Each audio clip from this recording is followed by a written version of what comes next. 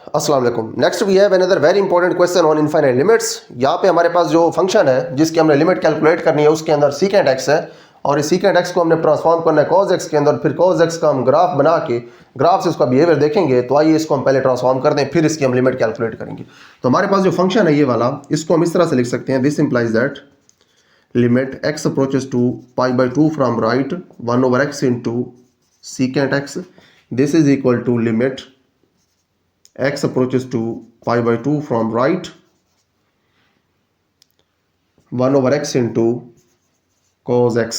आपने secant x को 1/cos x लिखा है और जो 1/cos x है ये 1/x के साथ मल्टीप्लाई होके 1/x into cos x हो गया। उसके बाद यहाँ पे हमारे पास cos x आ गया है, x अप्रोच कर रहा है पाई बाई 2 को राइट से और यहाँ पे cos x है, यानी कि cos के अंदर x मौजूद है। तो हमने अब cos x का ग्राफ बनाना है और ये देखना है कि जब x की वैल्यूज पाई बाई 2 को राइट से अप्रोच करती हैं तो जो cos x है इसकी वैल्यूज किस नंबर को अप्रोच करती हैं। तो यहाँ पे हमारे पास cos x का ग्राफ होता है,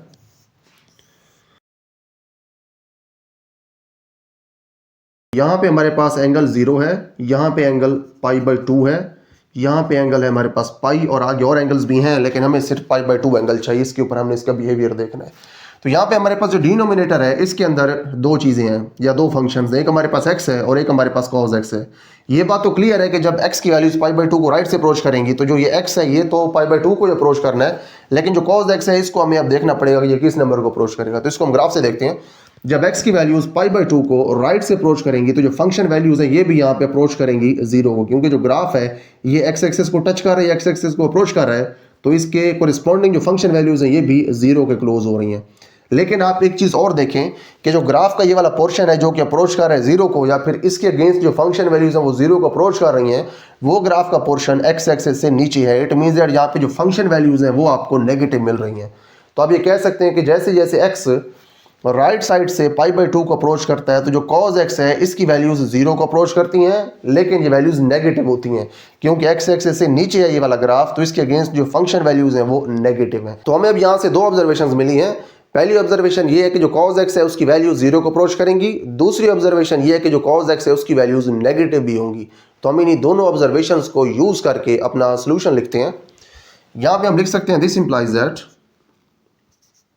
as x approaches to pi by 2 from right, this implies that cos of x approaches to 0 and cos of x is less than 0 और cos of x जो ये less than 0 भी है। तो हमारे पास ये दो ऑब्जर्वेशंस हैं। तो अब इन दोनों ऑब्जर्वेशंस को यूज करके हम इस ओवरऑल डिनोमिनेटर के बारे में भी कुछ लिख सकते हैं। हम इसके बारे में ये लिख सकते हैं, this implies that x into cos of x approaches to 0।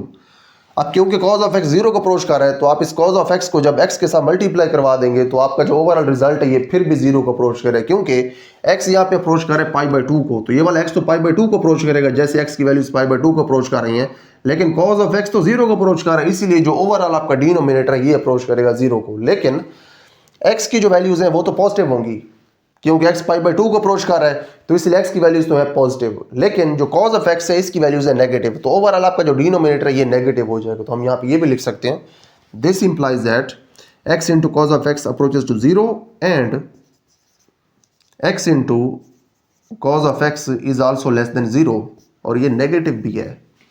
तो यहाँ पे आपका जो डिनोमिनेटर है ये 0 को अप्रोच कर रहा है और नेगेटिव भी है, तो इसलिए आपका जो ओवरऑल फंक्शन है ये अप्रोच करेगा माइनस इन्फिनिटी को। तो यहाँ पे हम ये लिख सकते हैं, this implies that limit x approaches to pi by 2 from right 1/x into cos of x is equal to minus infinity. और उससे पहले हम ये लिख देते हैं कि ये वाला जो फंक्शन है ये इस फंक्शन के बराबर था, ये भी हम लिख देते हैं यहाँ पे, limit x approaches to pi by 2 from right 1/x into secant x, this is equal to minus infinity.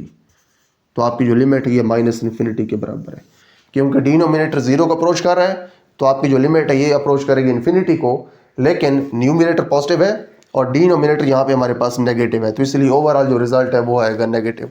तो यहाँ पे आपके पास ये क्वेश्चन कंप्लीट हो गया है। See you in the next video with some other very important question on infinite limits.